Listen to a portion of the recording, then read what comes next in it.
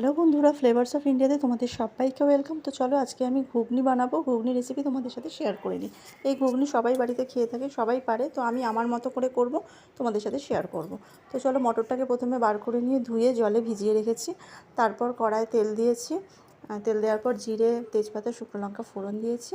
আর তার আগে কিন্তু আমি মটরটাকে সেদ্ধ করে রেখেছি, ঠিক আছে, 3খানা সিটি দিয়ে সেদ্ধ করে নিয়েছি। তার মধ্যে পেঁয়াজটাকে দিয়ে দিলাম।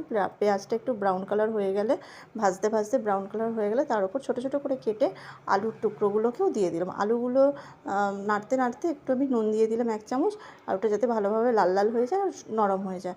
আলু ভাজা ভাজা হয়ে গেছে।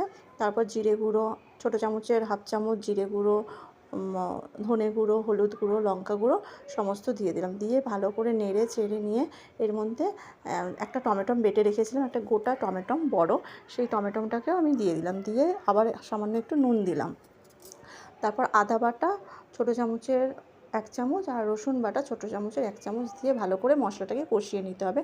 আর টমেটো যে দিয়েছিলাম, সেই যে মিক্সির বাটিতে জলটা রয়েছে, ওই জলটা দিয়ে একটু একটু করে জলটা দিয়ে ভালো করে কষাতে হবে। কষানো হয়ে যাওয়ার পর এই যে মটরটা আমি ঢেলে রেখেছি প্রেশার কুকার থেকে, মটরটা দিয়ে দিলাম। মটরটা দিয়ে দেওয়ার পর ভালো করে নেড়ে চেড়ে নিয়ে যখন ফুটতে শুরু করবে, তখন তার মধ্যে একটুখানি কসুরি মেথি আমি ওপর থেকে ছড়িয়ে দিলাম। আর একটু গরম মশলা দেবো।